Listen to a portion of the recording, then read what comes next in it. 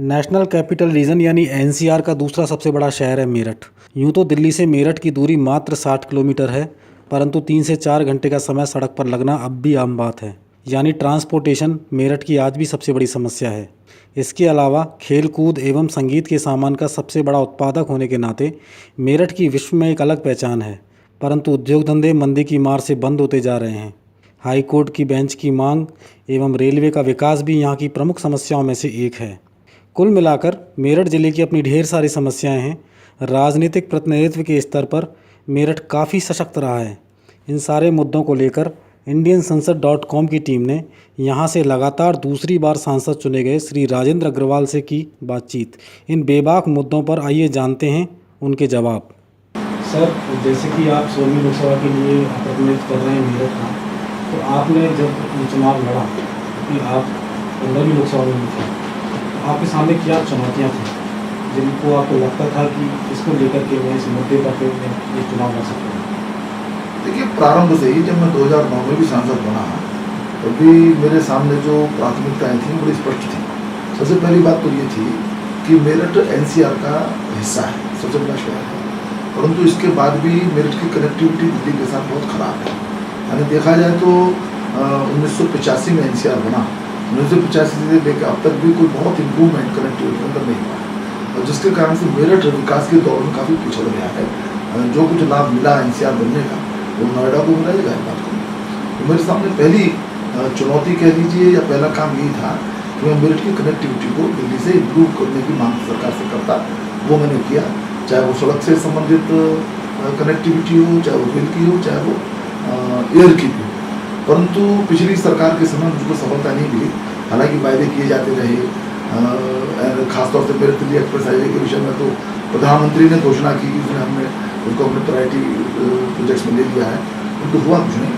और तो इस सरकार जब बनी 2014 में, तब माननीय प्रधानमंत्री जी की भी ये सोच थी और गडकरी जी की भी सोच थी। तो मेरठ दिल्ली एक्सप्रेस हाईवे का 31 दिसंबर को शिलान्यास हुआ और उस पर काम जो है शुरू हो गया है।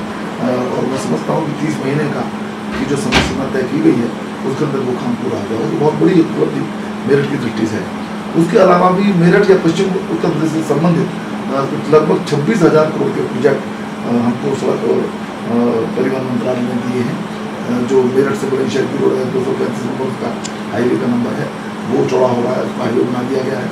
और इसी प्रकार से अन्य भी हैं जो ईस्टर्न पेरिफेरल वे है। तो एक तो ये उपलब्धि मैं समझता हूँ कि बहुत महत्वपूर्ण है, जिसकी मैं बराबर मांग करता रहा था। रेल की जहाँ तक बात है, रेल के अंदर भी मेरी शुरू में मांग यही थी, क्योंकि मैं ये मानता था कि जब तक रेल लाइन नहीं होंगी, जब तक उनका दोहरीकरण और विद्युतीकरण नहीं होगा, तब तक हम नई ट्रेन मांगने में हमको दिक्कत होगी। हालांकि पिछले कार्यकाल में हमको एक मेरठ से लखनऊ तक की राज्य रानी एक्सप्रेस मिल गई थी, परंतु अब वो कनेक्टिविटी के लिहाज से हमको ट्रेन मिल जाए, तो मेरी कोशिश थी, वो भी इस बार हुई है। यानी बुलंदशहर, ये मुरादाबाद दिल्ली वाला जो सेक्शन है, ये बहापुर आता है, वहाँ EMU चली है, और इधर जो है मेरठ और दिल्ली वाले भी EMU चली है, और भी कुछ अन्य ट्रेन आने की वहाँ पर संभावना है। रेल मंत्री से मेरी बातचीत हुई है, कभी उनका दौरा बनेगा तो उसकी उपलब्धता हमको हो जाएगी। इसके बाद वहाँ पश्चिम उत्तर प्रदेश के अंदर एक बहुत बड़ी मांग हाईकोर्ट की बेंच की है, तो मैं बराबर करता आ रहा हूँ। बड़ा विषय थोड़ा उलझा हुआ है, क्योंकि इस संबंध में हाईकोर्ट अपनी संस्तुति नहीं देता है। जो प्रदेश की सरकार है वो उसकी इसके अंदर रुचि नहीं है। अब प्रदेश इतना बड़ा है कि कायदे से यहाँ पर केवल मेरठ में ही नहीं, आगरा में और गोरखपुर में भी बेंच होनी चाहिए। तो मैं उसकी मांग कर रहा हूँ। देखिए, हमारी कोशिश है कि प्रधानमंत्री जी इनिशिएटिव लेकर के इस जटिल समस्या का कुछ हल निकालें, पर वो मांग है मेरी, वो प्रायोरिटी से एक्शन करें। तीसरी बात जो मैं सोचता हूँ कि वहाँ पर भी उद्योगों का विकास हो, एग्रो इंडस्ट्री डेवलप हो, क्योंकि मेरठ के अंदर फूड प्रोसेसिंग की बहुत बड़ी गुंजाइश है। वहाँ फल बहुत होते हैं और आलू बहुत होता है। तो मैंने मांग की थी कि चौधरी चरण सिंह जी का जन्म स्थान जो मेरे क्षेत्र में पड़ता है, चौधरी चरण सिंह जी को एक श्रद्धांजलि भी हो जाएगी। पूर्व प्रधानमंत्री रहे हैं, किसानों के मसीहा रहे हैं, तो उनके जन्म स्थान पर कोई राष्ट्रीय स्तर का एक अनुसंधान केंद्र बने जो किसानों को इस मामले में सहायता करे कि किस प्रकार से फूड प्रोसेसिंग की बीज लगाए, और उसी प्रकार का कोई मतलब विस्तार हो जाए। कुल मिलाकर के समग्र रूप से मेरठ का विकास हो, मेरठ के अंदर औद्योगिक दृष्टि से भी सक्षम बने, ये मेरी कोशिश है। और इन सभी सवालों को मैंने निरंतर लोकसभा के अंदर उठाया। जैसा कि प्रदेश में अभी आपको पता है समाजवादी पार्टी की सरकार है, तो आप मानते हैं कि आपको उतना सहयोग मिला इन 2 सालों के अंदर प्रदेश सरकार से, जो भी आपने प्रोजेक्ट उनके पास भेजे प्रस्ताव स्वीकृति के लिए, या फिर उन्होंने उनकी अनदेखी करी होती? देखिए ऐसा होता है, एग्जीक्यूशन का अधिकार मध्य प्रदेश सरकार का है। स्थानीय प्रशासन से ऐसा सच मुझे कोई शिकायत नहीं है, मुझको कोऑपरेट भी करते हैं।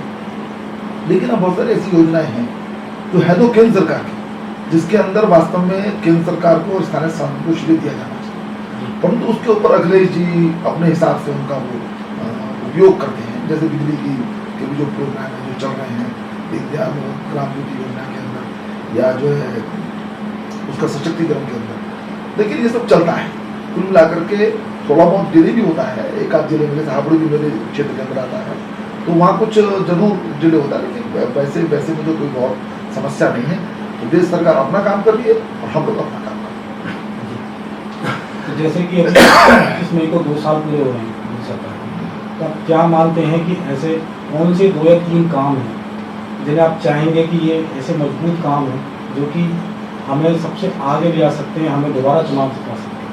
देखिए जैसा मैंने अभी कहा, मेरठ की जनता की दृष्टि से भी दिल्ली से उसकी कनेक्टिविटी अच्छी होना ये उसके लिए बहुत जरूरी है, क्योंकि यदि आज मेरठ से दिल्ली आने में लगभग 3 घंटे लग जाते हैं, कहीं कहीं तो 4-4 घंटे लग जाते हैं।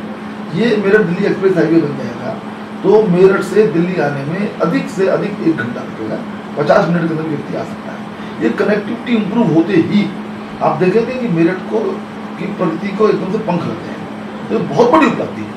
और इसके अलावा रेल की उपलब्धि भी है। फिर जो मैंने जो बात बताई है कि आखिर दूरदर्शन का केंद्र बना है, एक वहाँ गाँव था जिसका मैं उल्लेख करना भूल गया, एक गांव था जिसका देश की आज़ादी के बाद भी जहाँ पर बिजली नहीं थी, कोई जो है पिछली सरकार की किसी योजना के अंतर्गत वो कवर नहीं होता। लेकिन अब बिजली का जो समिति बनती है जिसका स्थानीय सांसद अध्यक्ष होता है, मैंने उस नाते निर्देशित किया और कश्यप बस्ती उस जगह का नाम है, मेरठ नगर निगम की सीमा के अंदर ही एक प्रकार से आता है। वहाँ पर अब देश की आज़ादी के बाद पहली बार बिजली पहुंची है और दिवाली के दिन, पिछली दिवाली पर ही हमने वहाँ पर बिजली का शुभारंभ करा। ऐसी कुछ उपलब्धियाँ हैं और मैं समझता हूँ कि और भी जो चीज़ें पाइपलाइन के अंदर हैं उनके संबंध में बताते हुए हम बड़े आत्मविश्वास के साथ जनता के सामने जाएंगे। क्या उत्तर प्रदेश के आगामी चुनावों में आपको उम्मीद है कि भारतीय जनता पार्टी विजय होगी? नहीं, मुझे तो पूरा विश्वास है कि भारतीय जनता पार्टी की सरकार बनेगी। कारण ये है कि मुलायम सिंह जी की सरकार से लोग बहुत त्रस्त हैं। देखिए 2 ऐसी चीज़ें होती हैं जो सरकार की सर्वोच्च प्राथमिकता होती है। सबसे पहला तो कानून व्यवस्था ठीक होनी चाहिए, दूसरा विकास के काम होने चाहिए। कानून व्यवस्था उत्तर प्रदेश में इसलिए ठीक नहीं है कि समाजवादी पार्टी का एक स्वाभाविक, जैसे कहते हैं एज ओल्ड संबंध है अपराधियों से। जितने अपराधी हैं आप उत्तर प्रदेश का देख लीजिएगा, सब आपको समाजवादी पार्टी को मिल जाएगी, इसलिए कानून व्यवस्था किसी भी खराब हो जाती है। दूसरे जो विकास के काम इसलिए नहीं हो पाते क्योंकि भ्रष्टाचार का चोली दामन का साथ है समाजवादी पार्टी के साथ, तो इसलिए जनता बहुत त्रस्त है, विकास हो नहीं रहे हैं, आदमी सुरक्षित नहीं है। और यही स्थिति कमोवेश बसपा की सरकार के अंदर थी। बसपा की सरकार से निराश होकर के लोग जो समाजवादी पार्टी की तरफ आए, शायद उनको पिछली बार ऐसा लगा कि भाजपा विकल्प नहीं बन सकती है, परंतु इस बार केंद्र की सरकार के जो काम है उसके कारण से भी लोगों को लगता है कि भाजपा ही विकल्प बन सकती है, जो सुशासन भी दे सकती है, जो सुरक्षा भी दे सकती है। इसलिए मुझे पूरा विश्वास है कि उत्तर प्रदेश के अंदर इस बार भाजपा की सरकार है। सर, मुख्यमंत्री का चेहरा कौन है? हो जाएगा, तय कर लेंगे, और मैं समझता हूँ कि जरूर इस बार ऐसा मेरा अनुमान है। हालांकि ये विषय केंद्रीय नेतृत्व का है, हम उत्तर प्रदेश के अंदर एक चेहरे के साथ जाएंगे, मुख्यमंत्री का प्रत्याशी हम समय रहते बिल्कुल करेंगे। आने वाले 3 साल में आपके कुछ लक्ष्य हैं मेरठ के लिए? जैसा मैंने कहा, मैंने जो एजेंडा आपको बताया, अब जिस एजेंडे का मैं पिछले अपने कार्यकाल के अंदर भी निरंतर उल्लेख करता रहा हूँ, समग्र रूप से मेरठ का विकास ही मेरा लक्ष्य है। कुछ चीज़ें मैंने कही हैं और बहुत सारी चीज़ें मैंने पार्लियामेंट के अंदर बोली हैं, सब बातों में यहाँ पर कहना संभव नहीं है, और कुछ विषय ऐसे भी जो आगे आ भी सकते हैं, कोई ऐसा नहीं कि सारी बातें कह दी गई हैं, लेकिन कुल मिलाकर के समग्र रूप से विकास हो, आर्थिक दृष्टि से विकास हो, सांस्कृतिक दृष्टि से विकास हो, टूरिज्म की दृष्टि से विकास हो, ये मेरी कोशिश है। और मुझे पूरी उम्मीद है कि 2019 आते आते मेरा ये जो विकास का एजेंडा है काफ़ी हद तक पूरा हो जाएगा। उसके अगले टर्म के लिए भी कुछ काम रह सकता है, लेकिन निश्चित रूप से मेरठ के लोगों को भरोसा उनका बढ़ेगा और मेरठ के लोगों को विकास की जो गति होगी उससे संतुष्टि प्राप्त होगी। जैसा सर आपने बताया कि मेरठ का जो सबसे मुख्य मुद्दा है वो ट्रांसपोर्टेशन है आज की तारीख में। दिल्ली से उसका जुड़ाव बहुत शीघ्र होना चाहिए, गतिमान होना चाहिए। अगर उस मुद्दे को हम किनारे कर दें, जैसे कि आपने बताया कि उसको शिलान्यास हो चुका है दिसंबर में, तो कोई एक ऐसा मुद्दा जो आप केंद्र सरकार के समक्ष रखना चाहेंगे और चाहेंगे कि इसको अगर वो तुरंत पूरा करें तो मेरठ की जनता को भी लाभ होगा और आपको भी लाभ होगा। देखिए, एक तो हाईकोर्ट की बेंच का मुद्दा है, बहुत बड़ा मुद्दा है। तो मैंने प्रारंभ में कहा कि जटिल है थोड़ा सा, क्योंकि ये केवल केंद्र सरकार के अधिकार क्षेत्र का विषय नहीं है।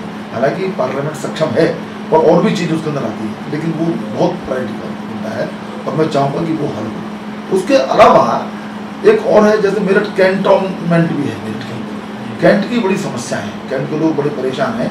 जो पुराने कानून है उसके द्वारा कैंट चलता है और उसमें बड़ी असुविधा लोगों को होती है। तो वो यदि हो जाए, हमारे रक्षा मंत्री जी ने इस बात को कहा भी है कि उन्होंने संशोधन के प्रस्ताव तैयार कर लिए हैं, वो पार्लियामेंट में पास हो जाए और सदन सत्र ये तो ठीक चला, लेकिन पिछले 2 सत्र ठीक से नहीं चले थे। तो जो उम्मीद है कि अगले सत्र के अंदर वो विषय भी आएगा, तो वो भी बड़ी एक उपलब्धि होगी। हालांकि वो पूरे देश के लिए होगी और मेरठ के अंदर उसका अच्छा परिणाम होगा। और जो बहुत महत्व की बात है, उसके अलावा जो मैं कहना चाहता हूँ, मेरठ के अंदर उद्योग धंधों के लिए एग्रो बेस्ड कोई इंडस्ट्री वहाँ पर डेवलप हो जाए, जैसे मैं चौधरी चरण सिंह के नाम करके मैंने कहा, वो मेरा एक ड्रीम प्रोजेक्ट है और मुझे उम्मीद है कि सारे काम पूरे। उसके लिए सर कुछ नाम किया है आपने कृषि मंत्री से मिलकर? नहीं, मैंने बात की है, परंतु मैं आग्रह कर रहा हूँ। और देखिए, ये चीज़ ओवरनाइट नहीं, देश बहुत बड़ा है, प्राथमिकताएं भी सरकार को तय करनी पड़ती हैं और मैं समझता हूँ कि मेरठ उनकी प्रायोरिटी पर है। और बराबर मेरी, जैसा मैंने कहा, बात हो रही है। धीरे धीरे कुछ काम अब हुए हैं, कुछ अगले साल में, कुछ अगले साल होंगे। अभी हम पर समय भी है, निश्चित रूप से सब। सर, आपके जो फंड का जो आपने उपयोग किया होगा, कुछ आपका डेटा है कितना आपने अभी तक मेरठ के विकास में आपने फंड का उपयोग किया होगा, कितना आपने स्वीकृत करा दिया होगा? नहीं, देखिए ऐसा है, हम तो प्रस्ताव भेजते हैं जी। हम पर अभी तक 3 किस्तें आ चुकी हैं, यानी 2.5 करोड़ की जो किस्त होती है, 7.5 करोड़ रुपये शासन नीति का आ चुका है। हमने प्रस्ताव भेजे हुए हैं।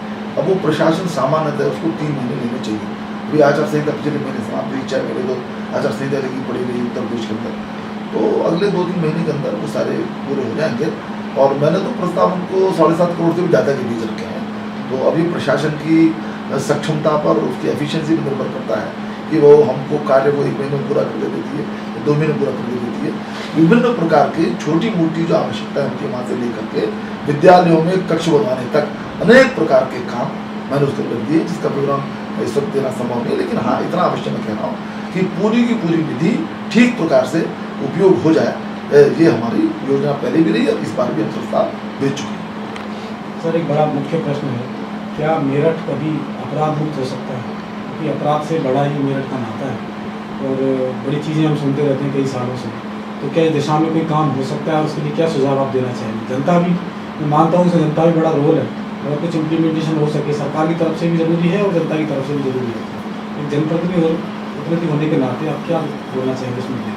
देखिए, एक तो ये है कि परसेप्शन के स्तर पर मुझे ऐसा लगता है कि मेरठ की कुछ गलत छवि बनी हुई है। अपराध तो है, एक मैं मानता हूँ, और अपराध पूरे प्रदेश में और मेरठ में भी उसी अनुपात में है। तो इसको नियंत्रित करने की सबसे बड़ी जिम्मेदारी तो वास्तव में प्रदेश सरकार की होती है। और मेरी इच्छा है, मैं प्रार्थना करता हूँ कि सरकार निष्पक्ष होकर के त्वरित कार्रवाई करने का अपना स्वभाव बनाए। हालांकि मुझे इस सरकार से उम्मीद नहीं है। 2017 में भाजपा की सरकार आएगी, मैं आपसे वादा करता हूं कि भाजपा की सरकार आएगी तो कानून व्यवस्था ठीक होगी और मेरठ का भी ऊपर जो ये परसेप्शन बना हुआ है वो समाप्त होकर के एक शांतिपूर्ण शहर के रूप में उसकी प्रतिष्ठा होगी। मुझसे बात करने के लिए बहुत बहुत धन्यवाद सर। तो ये था आज का अंक, अगले अंक में फिर मिलेंगे। नमस्कार। ये सारे मुद्दे हल होंगे कि नहीं और मेरठ को एक नई रफ्तार मिलेगी तो कब तक, ये तो आने वाला वक्त ही बताएगा। परंतु जनप्रतिनिधियों तक जनता की आवाज़ पहुंचाने की हमारी कोशिश यूं ही जारी रहेगी। अगले अंक में फिर करेंगे एक नए संसदीय क्षेत्र का दौरा। तब तक के लिए indiansensad.com की टीम को दीजिए इजाज़त। नमस्कार।